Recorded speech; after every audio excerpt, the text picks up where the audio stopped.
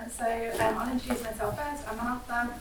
I work for the trade union community, and the reason we're doing this event with SME for Labour is that ending veteran homelessness is a priority campaign of ours. So basically, at our biennial delegate conference, which happens every other year, we select a priority campaign, and the delegates of that conference, our members across the union, came together and decided that ending veteran homelessness was going to be a priority of the union, and something that we would put loads of resources and time into because it's really important to us. So what we've done so far as part of that campaign, we've done lots of fundraising. In fact, John Healy was out with us doing I think he did a sponsored run with it. Yes. Cycle. Yeah. And so between just over 100 people, we run, cycled and walked 1,500 miles. We raised over £6,500 for a local veteran homelessness charity called the First Light Trust. We also have run some training for veterans, including more recently on writing for wellbeing, which is basically helping people to deal with their mental health through writing. That's done with the Royal Literary Fund. We have also got a guide for veterans on all of the free training and support that we can offer them as a trade union. And then the final thing is that we have got the Silver Award from the Armed Forces Covenant, and one of the only trade unions to do so. So we're really pleased with that. I'm kind of working with the Ministry of Defence on that.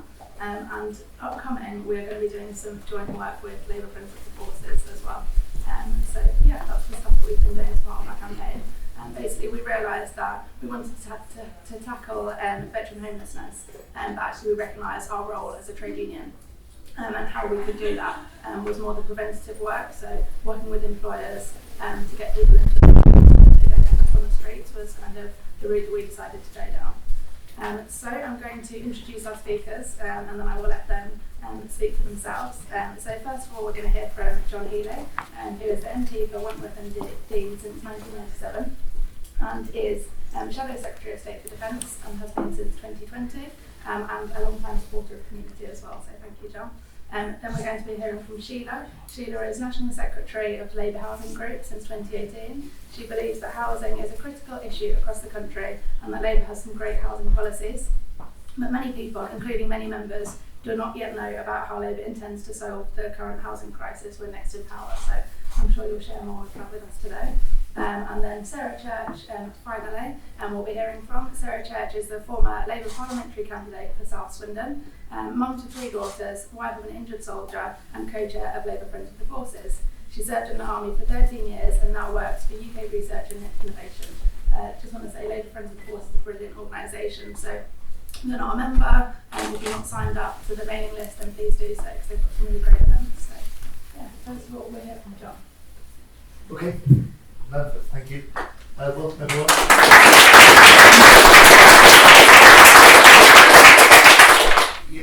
One of the real privileges of being on Labour's front bench is that when you come to conference, you have loads of invitations to do loads of events. And in amongst all that came in and I said no to, this one was an event I could not say no to.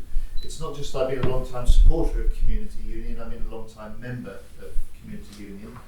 Sheila and I, through the Labour Housing Group, have done so much policy and campaigning work together and so many events together.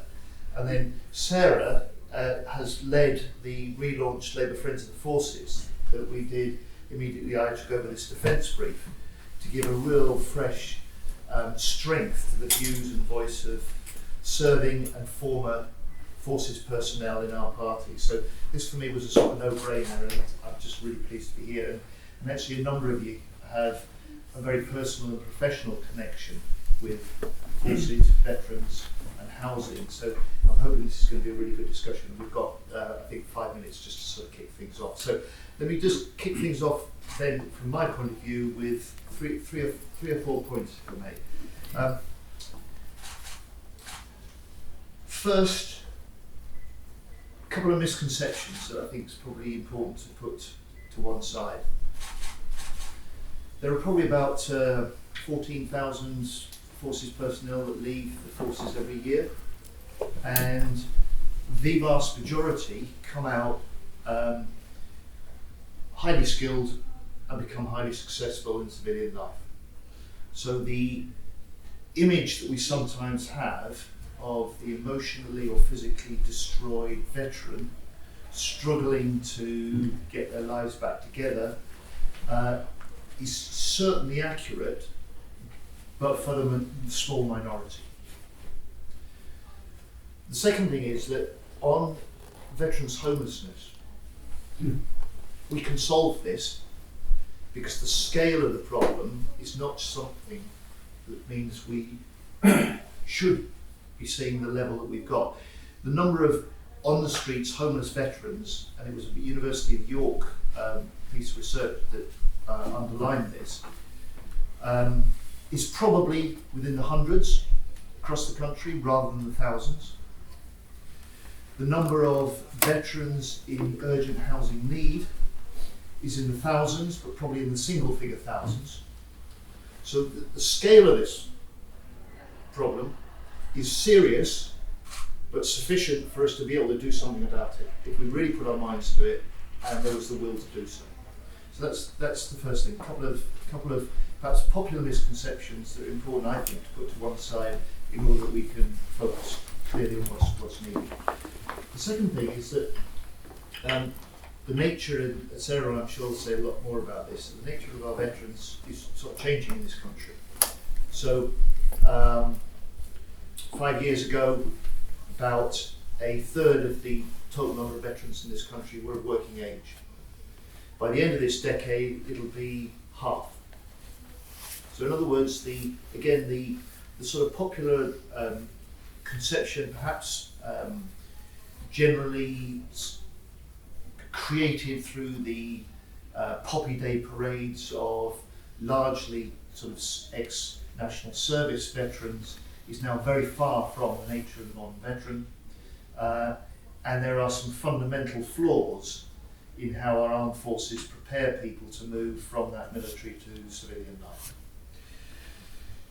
The fourth is this, that we're at the stage in the Labour Party where we are looking to establish our priorities, but over the next year do some of the sort of detailed work that will allow us this time next year at our conference to have very clear commitments and planned policies that we'll be able to say, look, a Labour government, if you give us the chance, we'll do this. So we've recently launched a veteran survey. We've encouraged the Veterans and Forces charities to respond. We're very much encouraging serving men and women and veterans to respond as well. And a major part of that is what can we do better to make sure that those that have served are not in housing need and certainly not on the streets. So I'm looking forward to the discussion for this as part of that work we're going to do. And then finally, is anyone here from Plymouth? Right. So around the country, we don't have to sort of invent fresh solutions to this, because there are some areas where, particularly led by some councils and in some cases by some of the forces charities and organisations, there are solutions which we've seen in place which work. And so I cite Plymouth simply because for some time it's been one of the best Labour-led authorities. Unfortunately, it switched to the Tories in May, that we've got around the country. And I remember as Shadow Housing Minister going down to join Tudor Evans as our Labour leader there to launch a project called the Nelson Project. And this was the council putting together the finance, the land and the agencies needed for a project that meant 25 homes were built, self-build, involving a dozen veterans who not just were building their own homes, but they were getting the skills, and then many of them later went on to work in construction. And alongside that also a dozen social homes, and they've replicated that with a fresh project, the Stern project, as a second wave. So there are some very creative, established solutions to some of the housing need and homelessness problems, And we've just got to pull that together and make sure that we do have, when we go into the next election and can launch at next year's conference, ideally, a plan to deal with a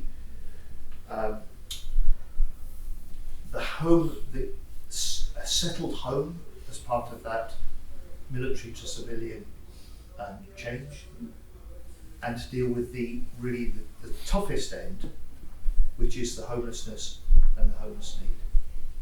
And I'm sure we can do it, but we can't do it from the front bench, and that's why meetings like this are so important. So thanks very much.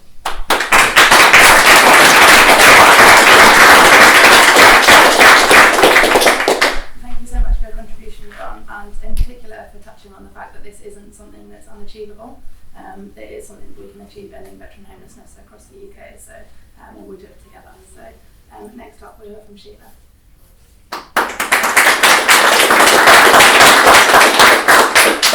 Yes, as well as being the Secretary of Labour Housing Group, I've also worked in the field of homelessness and supported housing all of my working life. And in the last period that I worked, I particularly focused on issues facing people leaving prison, other offenders, people with substance misuse problems and rough sleepers.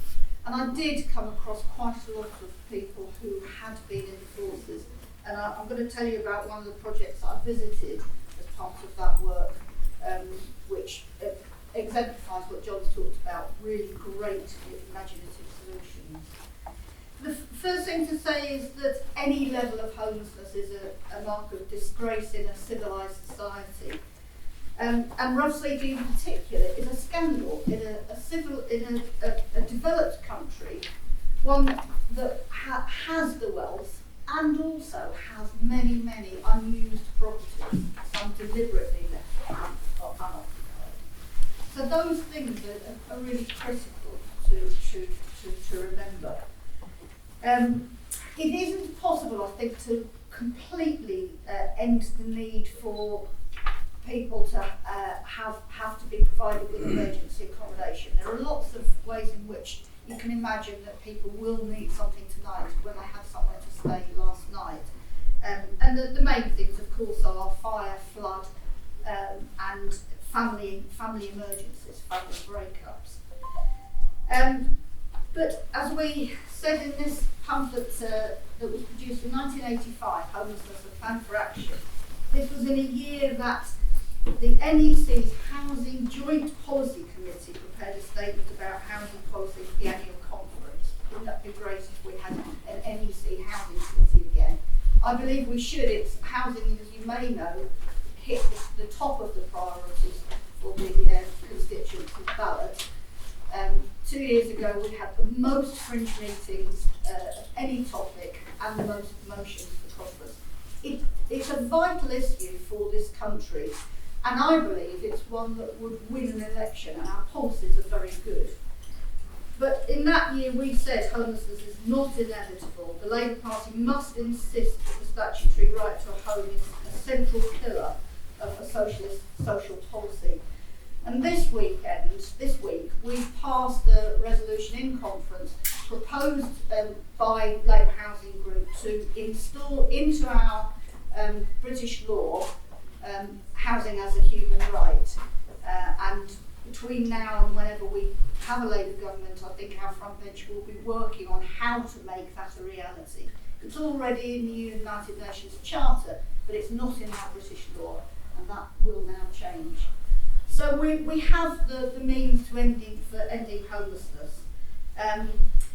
And there are lots of great policies in the 2019 manifesto, and we will be building on those. So the key things, of course, are building council houses. 100,000 a year was within that policy, and 150 in total socially rented homes. Funding homelessness services much better, that would help a lot.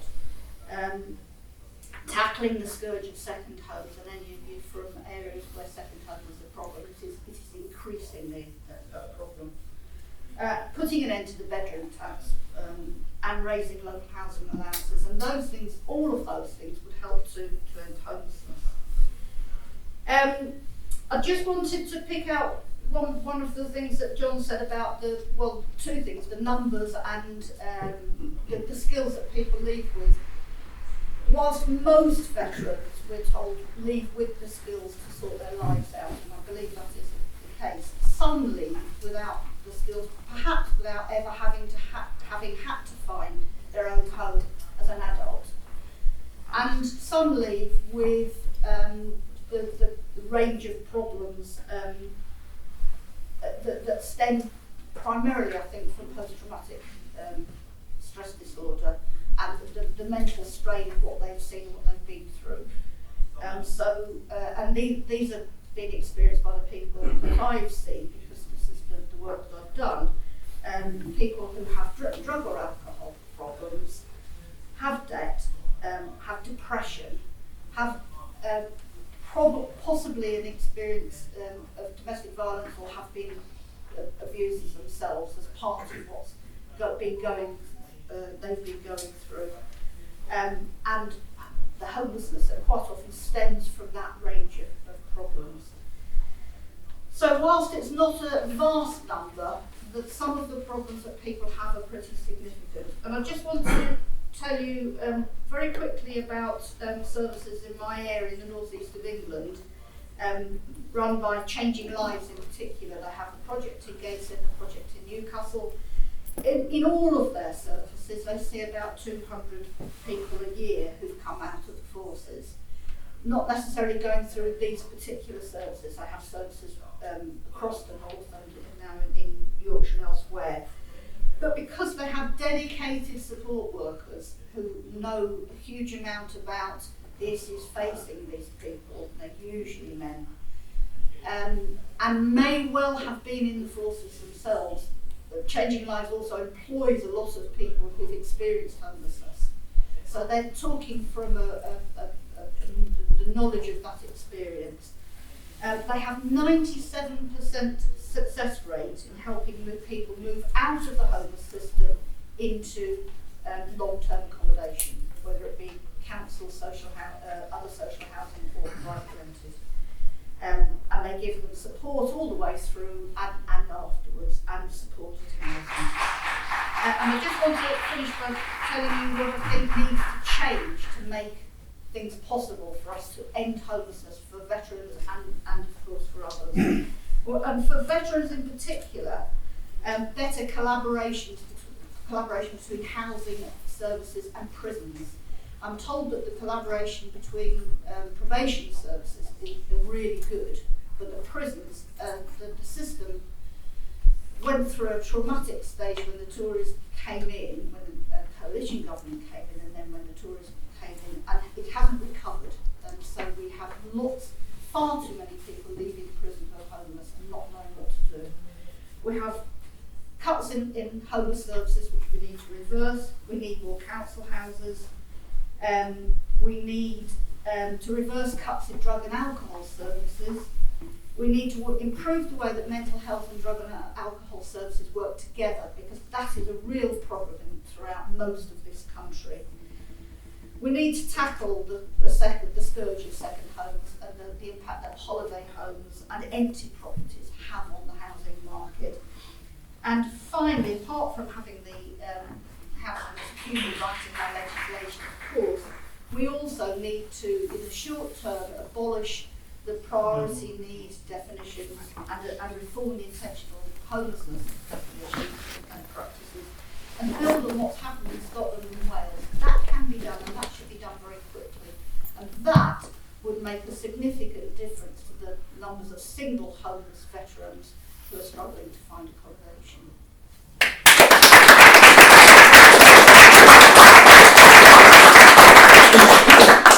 Thank you so much, Shia. Now we'll go to Sarah. Thank you very much. Thanks very much to community and Ptsd for Labour for putting this on, and to Sheila and John on all their work.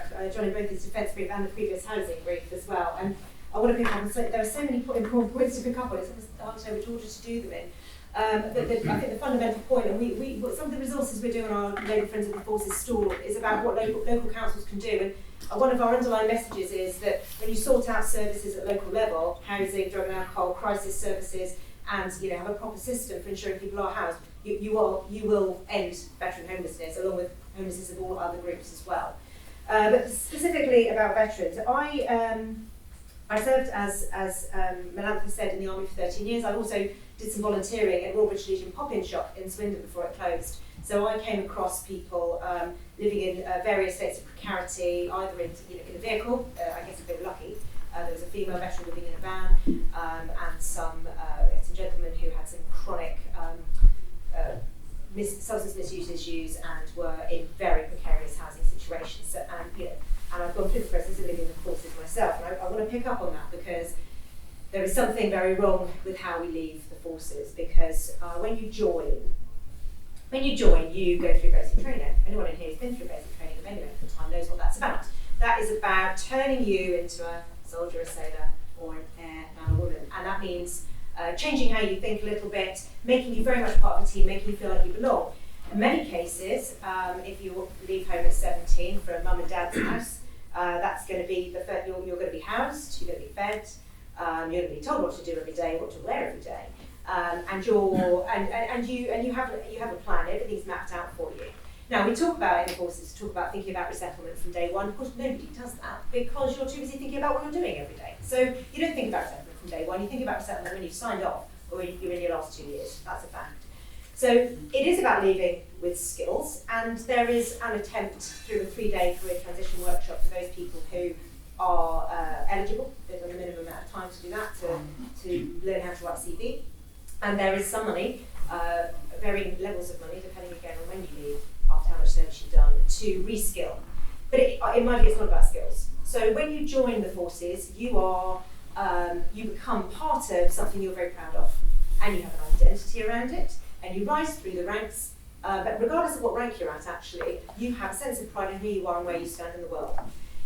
The day after you leave, that has gone. And you could go around telling people you're an ex-service person, but it is not the same as walking into a room when you are the regimental sergeant major, or a lance corporal, or a captain, and knowing where you stand in a group, having that shared identity. And there is a lot of talk about PTSD, and it is important. I do not think it is the major reason for people having mental health issues in the armed forces. It's a loss of sense of self.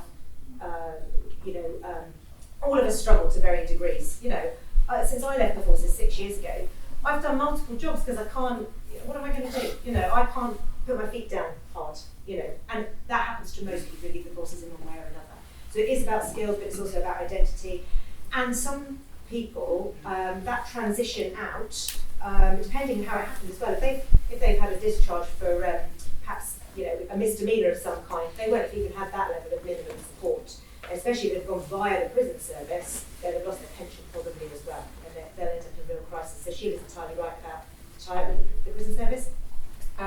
So I think one of the things that the military really needs to do is really think about reintegration. We talk about DDR when we go on operations, when we talk about disarming, demobilising, reintegrating, foreign forces. It applies to our own.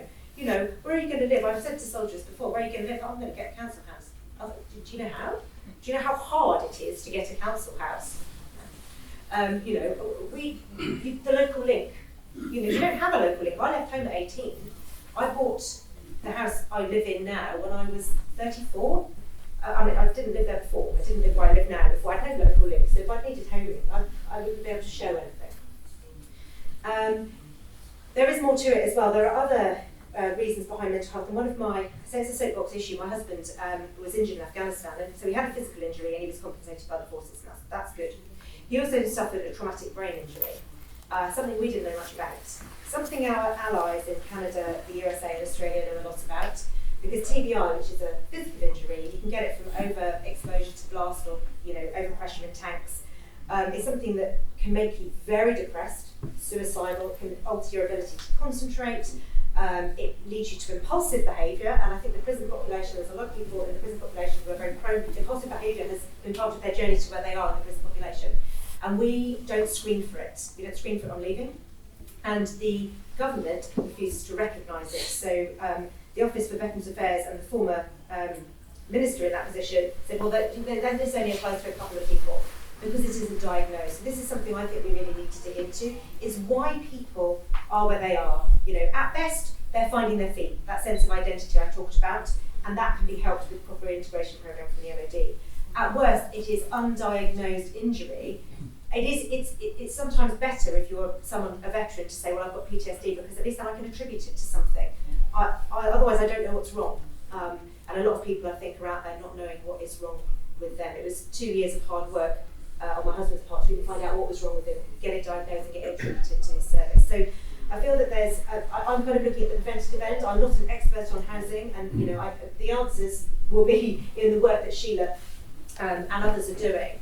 But looking at in helping people transition to a life where they can find a post-service housing solution, a job, a stable environment. And yes, again, those mental health issues are probably at the source of family breakdown, substance misuse, and it's just all about that transition out of the army. So for me, it's a fundamental part of it. And John's entirely right. At the minute, there are 40% of veterans of working age, and as you rightly point out, it's going to be hard by the end of the decade.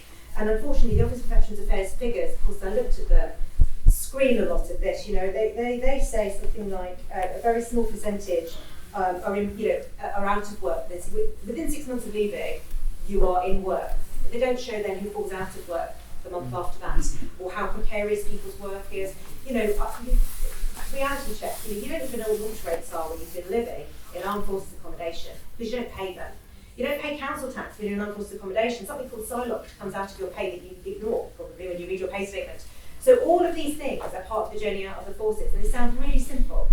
But if you join up at 17 and you leave in your mid-40s, it's a shock to the system through, just practicality, sense of self, the skills you need, and the ability for society to support that. So a little bit of personal there, but hopefully some food for thought.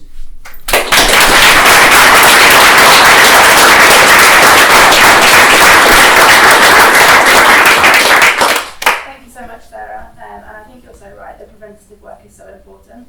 Once somebody ends up on the street, then it can make the issues that they already were facing much worse, and it's harder to get them kind of housed and in a safe place. So doing that preventative work is really, really important. So thank you for sharing. I'm going to use chair's privileges and ask some of my own questions first before coming to the audience. So first of all, John, I'd like to ask you what Labour would do in power to support veterans, and particularly through that transition.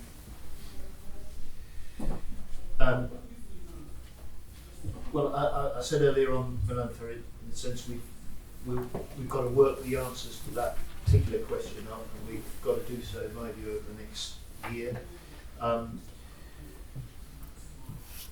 Sarah's talked very clearly. I talked in some more general terms about what we call, I don't like the word transition, but let's call it for that for this discussion. When you look at the way that this is done and planned and delivered properly in other countries, there really is no excuse. If you use, for instance, the US Department for Veterans Affairs as something, the yardstick, we've always in this country said, well, we don't need something like that because we've got the public welfare and public service system.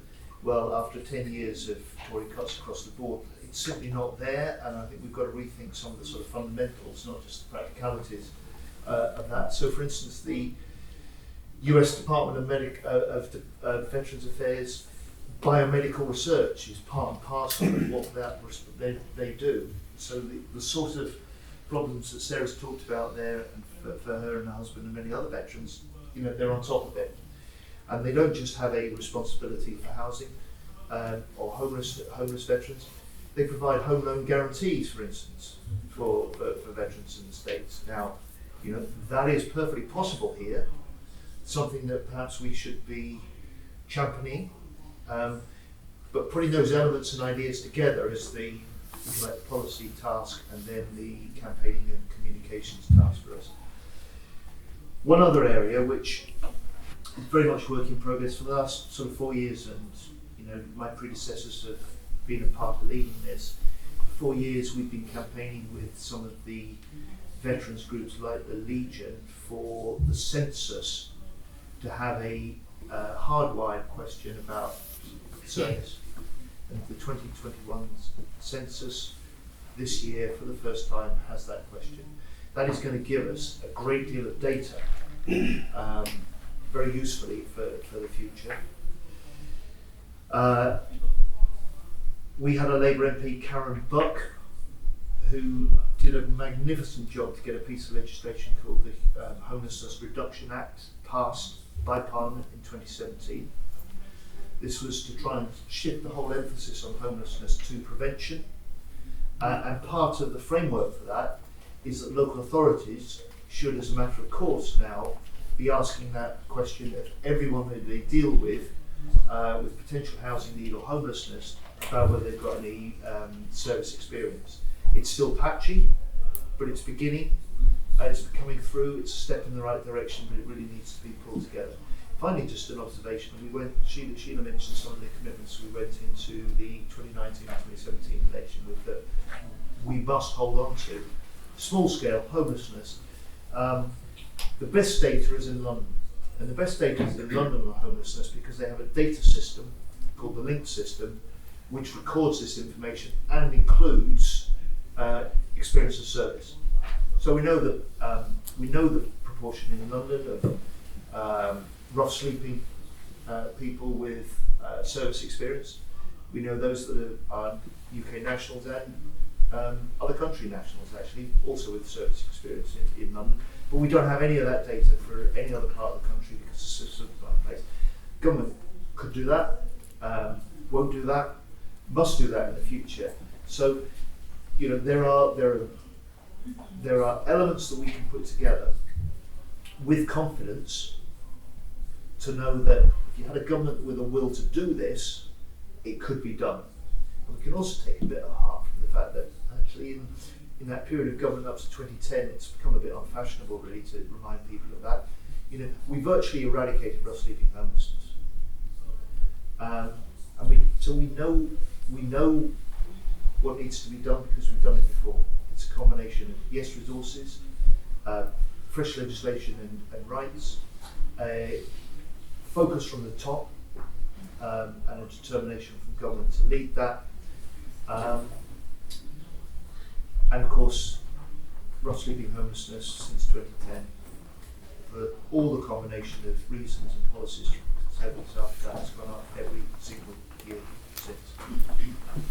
We can solve it, particularly for those who have served, and I would love this to be one of those, so if you like, sort of signature commitments and plans that Labour has to speak for a wider determination to end rough sleeping for good, by saying, we can do it with this group, we will get us into government, give us the confidence, and that's what we will do. Brilliant, thank you, John. And yeah, I think that for all of everybody in this room really, particularly at community, I know Labour Friends of the Forces and Labour Housing Group, are really looking forward to working with you over the coming year to shape what that policy looks like. So thank you very much. Next up, we'll hear from Sheila. And the question I've got for you is about the impact that the pandemic had on people who are homeless.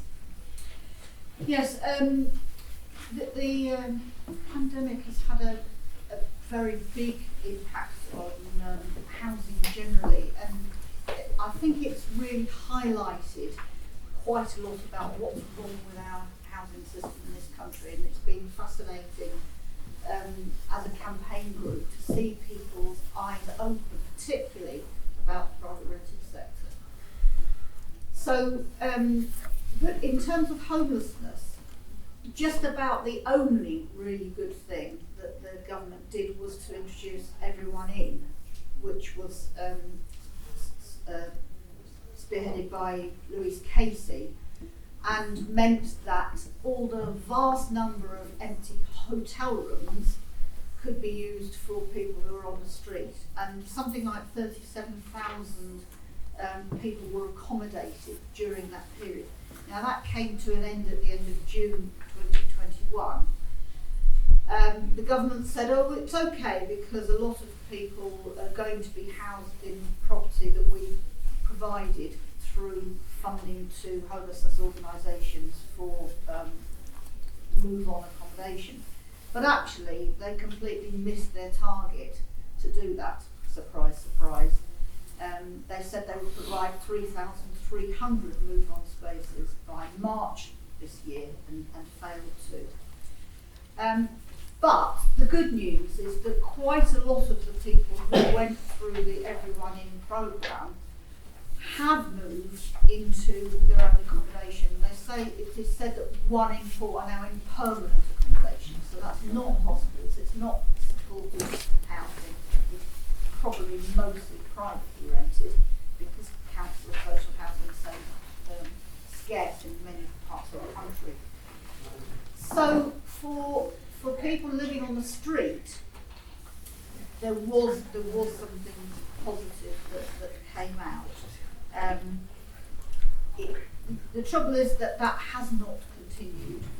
There are still people struggling. The private rented sector is in disarray, and as you will have heard if you're on the floor of conference, the number of people being evicted at the end, even though the government said eviction action should not be taken during the pandemic, those actions are now coming into force, and landlords are evicting people whose rent arrears built up through the pandemic.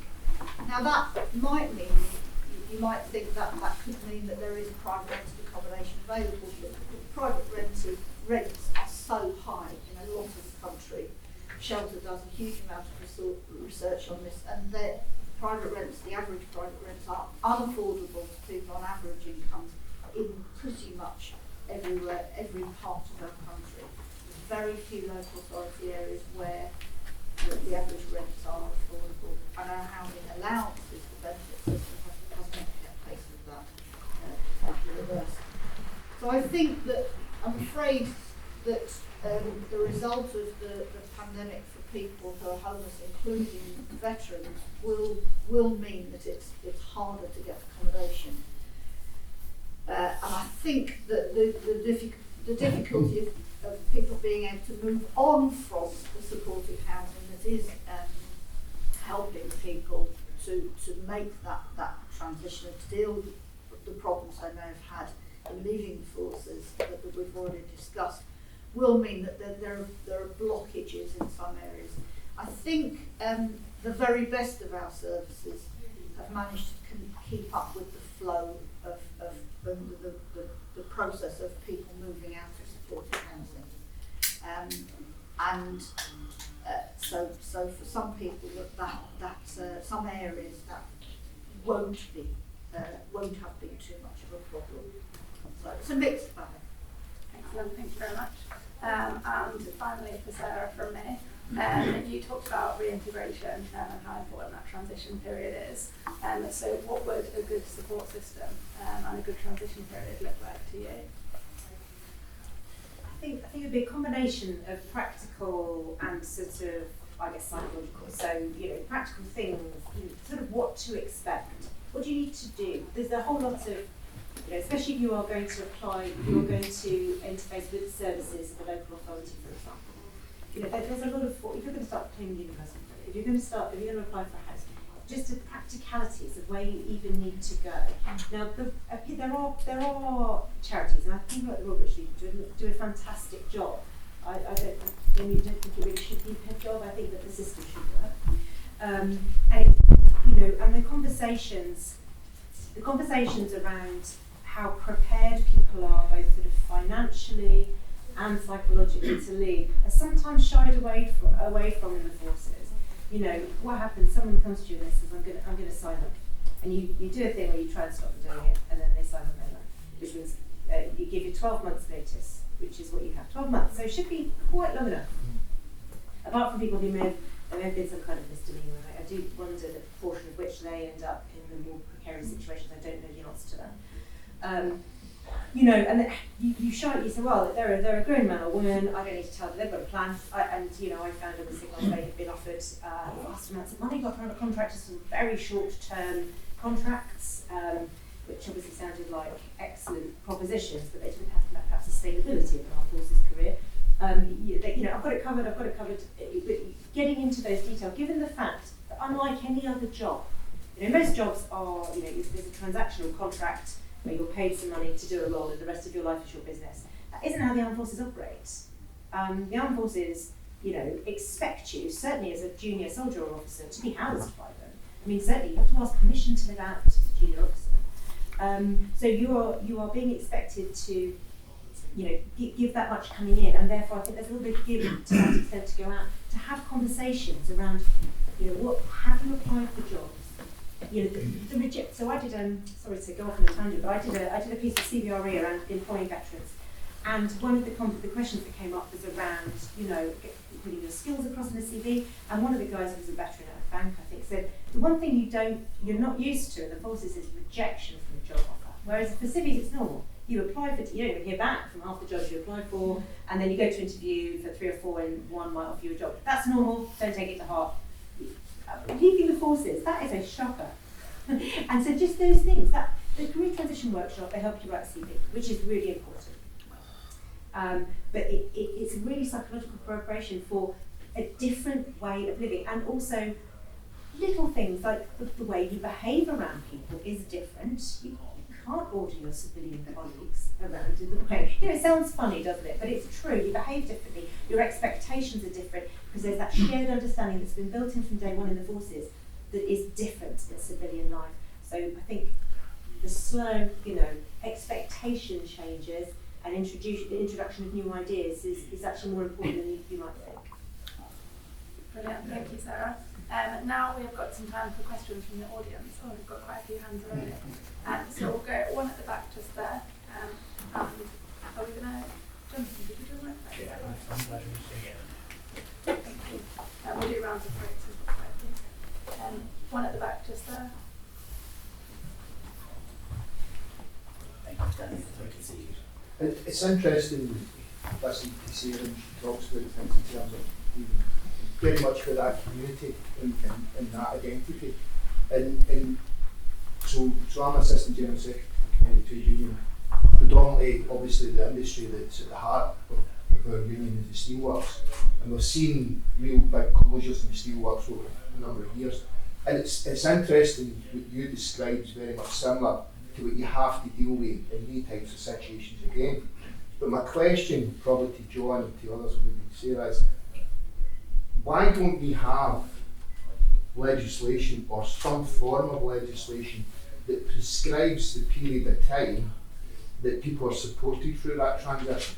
So if you're identified for redundancy, there's a prescribed process. You have to consult with the trade unions, the recognised groups, you have to support. Then other organisations come in, like PACE and other groups, to make sure that then there's infrastructure that's set around about that community to support them through that process.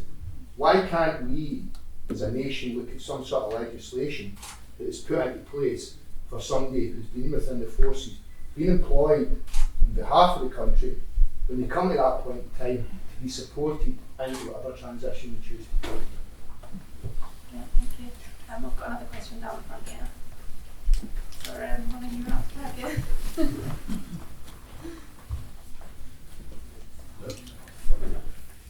Thank you.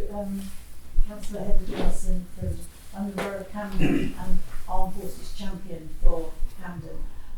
I really comments just to say that I think that for any of us here who are either a local councillor or just active locally, try and make sure that your borough has signed the Armed Forces Covenant, because that means that your borough knows that there are specific things that they can and should do for veterans, and things like the fact that the local connection doesn't apply.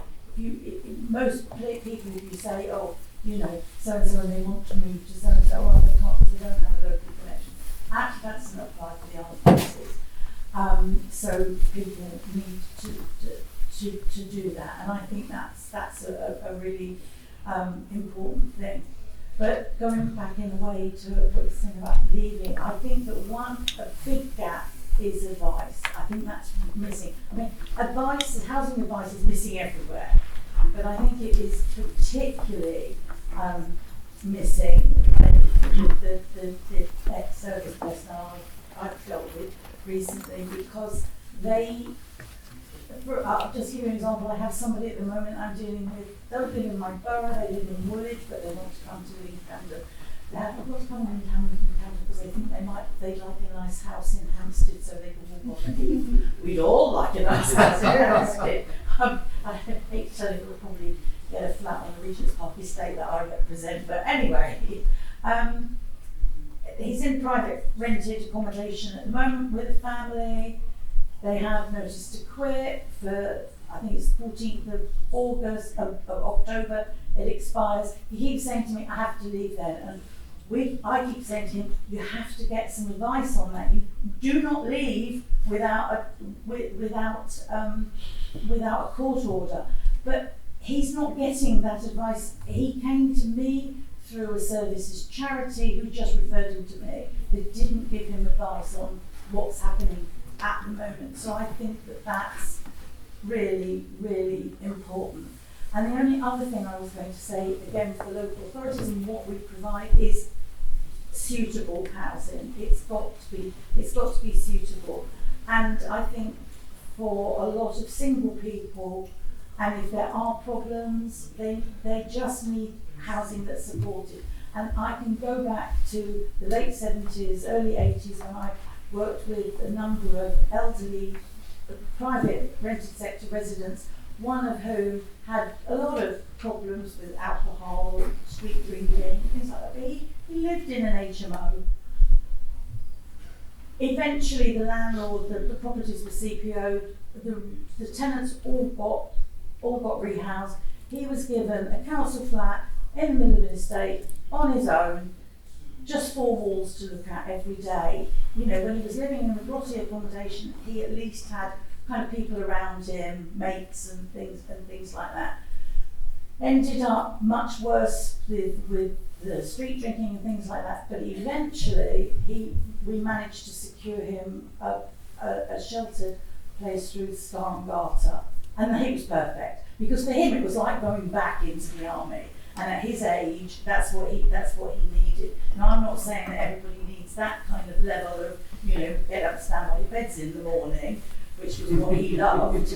But actually, something that is suitable, something that supports people, because otherwise they will fail at with their tenancies. Sorry for rambling so much. Thank you. Oh, I've got another question. Hi, Andrew Thompson, ex-Special Forces vet, Afghan medically discharged from the military myself.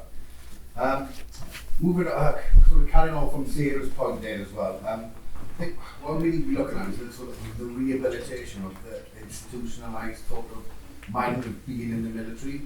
I myself have ADHD myself, so like I've got a neurodiversity sort of condition. And a lot of research I've done is a lot of people in the military have actually got these sort of neurodiversity things because they've been attracted to that sort of thing. So upon leaving them, you know, I think there should be more sort of investigation onto the neurodiversity of the leaver to sort of offer some sort of support, like if it's counselling support, and to help with this rehabilitation from this one state of the military. And even to the point where, like the gentleman brought up in the back, if you've worked in like a steel works for a long time as well, it's very similar sort of behaviours and stuff, and you are institutionalised there. And I think moving on and helping people to come forward, I think we should be looking at the neurological sort of effects that's had and how to rehabilitate them into society and offering them sort of the counselling to help them move on. Thank you. We'll take one more question, as one as a more of a contribution. Hi, thank you. Keith Dibble, I'm a counsellor in Aldershot, home of the British Army, where we have a disproportionate number of ex-service people, many have integrated into the community, which is fantastic, but there is an ever-growing number of guys, mainly guys, but struggling. And really the question I have is the fraud in many Tory councils of the military covenant, where Tory community military covenant champions seem to think the role is having a photograph taken and attending meeting the top brass and attending dinners and wreath laying, or next year we've got the 40th anniversary of the Falklands, and I'm sure there will be understandably some emotional events there. But it's very difficult to see, and we try to use scrutiny to understand what they really do, because in all the shops at any one time, 20% of military housing is unoccupied. So why can't that be used as transitional from leaving the forces to getting into civilian life? We've, via the Labour opposition, persuaded the council to talk to the MOD about releasing some of those properties for Afghan interpreters. I'm pleased to say that 6 of those units are being used for that. But at any one time on those estates, a fifth of the housing is empty. And there seems to be a plethora of support groups that is it coordinated and who really owns that or deals with that? I mean, we have the Sir Mike Jackson House, which is a great unit run by Riverside Housing that I think takes 12 guys, and we've got a couple of wet houses which are disproportionately, again, the tenants there are ex-service personnel, run by Society of St James, who I think are Hampshire based, who do a great job. But my concern really is making sure that the military covenant is delivered and not just a tokenism. Because if you read the military covenant on the council's website, which I've just done again, it says, yes, we acknowledge you're an ex-service person, but no, we won't give you any priority. Yes, we appreciate what you've done, but no, you're not a special case. So what does that actually tell the ex-service person? That you really not get anything special? Sorry, a bit of a ramble, but it's something that we should deal with. Thank you. Thank you. Sarah, we'll come to you first. Which points to pick up on? Really great points. Thank you all for the contributions and the contributions and questions. And I think the things I think about in bold is there's no union in the armed forces, right? And part of me wonders if there were, whether actually that would be part of the answer. Because your point around closures of entire industries in one go, there's a very similar phenomenon there with one day I'm working in steel, the next day I've got that's who I was, and now I'm not. And that's a very similar phenomenon. And the unions are there. They are not, but you are, I mean, there is an underlying message in the armed forces, because when you're covering the strikes in uniform, there is an underlying message of anti-unionism. I'll be quite clear about that. It's a fact, though, right? Because you're covering for the fire or fuel or whatever it might be. However, that need is there for not just voice while you're in, that's one issue, but that when you're leaving, to look at you as an individual human who is leaving and see that period out. I think there's a space there, and I think the work that community is doing to really look at this, because when I left the forces, I joined a union. I joined GMB, but I think community do a wonderful job. But the point is, I've never been in a union before. I've never been in a union before, and I think that's a space that as you leave, or when you leave, you should expect to join a union, because you can then, that will help you, at least it's a new family who can help you out. So that I think is really important. That's what I've said about the charity sector. Charities, especially small ones in local level, do fantastic work, but it's a lottery, right? Depends which great people have set something up near you. And then the big ones do a great job, but they are huge, and therefore you don't quite get the individual necessarily need for every person. And you're right, the one size fits all on resettlement doesn't work, because we're all extremely diverse. So I think unions are part of the solution. I think that's my answer. Thank you very much. I agree. Jonathan? I think, Andrew, you reinforced the point that Sarah made, that the resettlement or the transition programme is too easily a tick box exercise. the 12-month sign-off period that Sarah's mentioned, as she said, really should be sufficient time to do a full-scale job, as long as we've rethought that and we've got a clear framework for it. Keith, you mentioned the sort of fraud of some Tory Armed Forces champions and councils over the Covenant. We've got a small step in a piece of legislation in Parliament at the moment, the Armed Forces Bill, in which elements of the Armed Forces Covenant will be given legal backing. It remains to be seen whether that gives them any legal teeth, but these are entirely local services and local agencies, principally local government, and the national government at the moment, with all the agencies that they're responsible for skills and employment and pensions and some of the things that are fundamental, are completely left out of the legislation. So we've got a once in a parliament opportunity to try and rectify that, and that's part of what we're trying to do at the moment, but we certainly in government will be able to do a great deal. We'll be able to do a great deal better. And that sort of links to your point, I think, Heather, about the importance of the Covenant, the importance, especially when we've got Labour councillors and Labour Armed Forces champions. I think we've got a network established now for the first time, and I'd really like to find a way of drawing more on our Armed Forces champions and the connections and experience you've got to bring to bear locally. And then finally, John Paul, do you know, this is one of the fantastic things about this event. If you go to many of the fringe events, you'll see the lineup on skills as all people who work in the skills sector. Or Sheila mentioned 2 years ago, there were more housing events on the fringe than any other subject. Almost every one of those meetings would have been people from the housing field. Here, we've got a trade union, we've got a housing specialist, we've got a forces specialist, you've got a jobbing politician, but what you've got is this incredible sort of combination of ideas. So, JP, what a really interesting sort of parallel about the redundancy rights process, the redundancy process rights that are there, even weak as they are. Why not? Is that something that we could lift as a concept and apply in the field of the resettlement and the transition? Something I think is really worth looking at. And if you want to build something else from a different field on a similar way of thinking, one of my very first jobs was as a nursing assistant in a big psychiatric hospital. It was, I'm afraid, like Heather, I go back to the early 1980s. This was at a time we had big psychiatric hospitals, and Thatcher had introduced the notion of community care.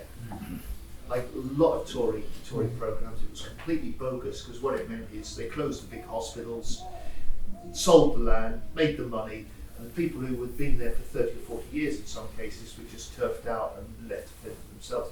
So I worked with those people, and my job was to try and help them find their feet and live independently in the community with no support services at all, not even, to bring it back to our conversation here, a proper assessment of their needs before they were discharged. And I had a big decision to make for my sort of life. Did I want to carry on doing that type of work, or did I want to become a campaigner to try and change that system that was so unjust and wasn't working? And I went to work for Mind, and I actually had the chance then in 1985 to write a piece of legislation that we got, despite the Thatcher government, onto the statute books, Disabled Persons Act 1986, and one of the measures in that was a statutory right for people in long-stay mental hospitals to have an assessment of their needs before they were discharged. So we can do it, and actually maybe there is a legislative element to this.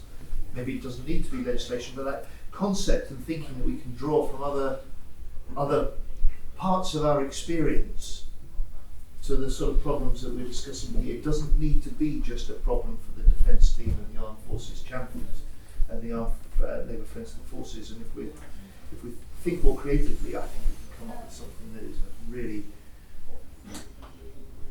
much better solution potentially for the future. So thank you all for those comments. It's just really, really interesting. Yeah. Yes, just in response to the points about support, the Labour government introduced a fantastic programme in 2003 called Supporting People, which for the first time put in place proper funding systems for supported housing and what's called floating support, which is the support you get when you move on into ordinary accommodation, short-term support that floats off when you don't need it any longer. It had a proper system of regulation, and it counted what was going on, and all of that, the counting went, and huge cuts have been made in the supported housing grants by local authorities who just couldn't protect them in many parts of the country. So we've lost a lot of that, and I think somewhere in our plans for the next Labour government we need to talk about bringing back the brilliant elements of supporting people that made such a big difference in this sector. It really did. And I think that would make a big difference for vets. It really would. I think the other point to pick out is, and I've learned a lot today, and particularly about the role of the Armed Forces champions. In most local authorities, most of the good local authority homelessness services have somebody who's dedicated to being the link with prisons. And I think what we need is somebody who's dedicated to being the link with vet services, so that the local authority understands what they're doing. And I think I would also make a plea for local authorities building on what we've learned from the voluntary sector.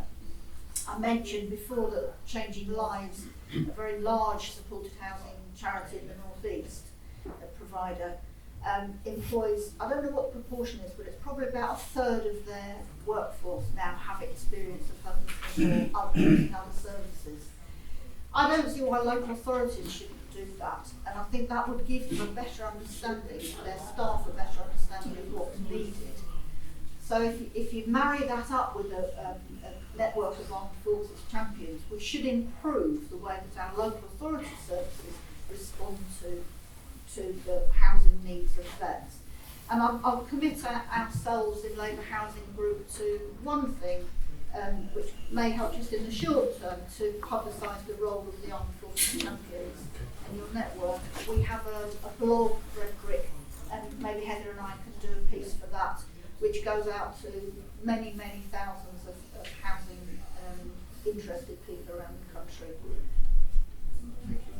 Perfect. Thank you so much. We are going to have to wrap up, unfortunately. I know there are a few more questions, but I really want to just finally pick up on something John said about this being a really important coalition of different groups, and I think that's how we're going to resolve it. So if there's anybody in the room from a different organisation who's got an idea, then please do kind of feed that in, because that's how we're going to resolve this together. So thank you so much. Can I jump in? Yeah, sure.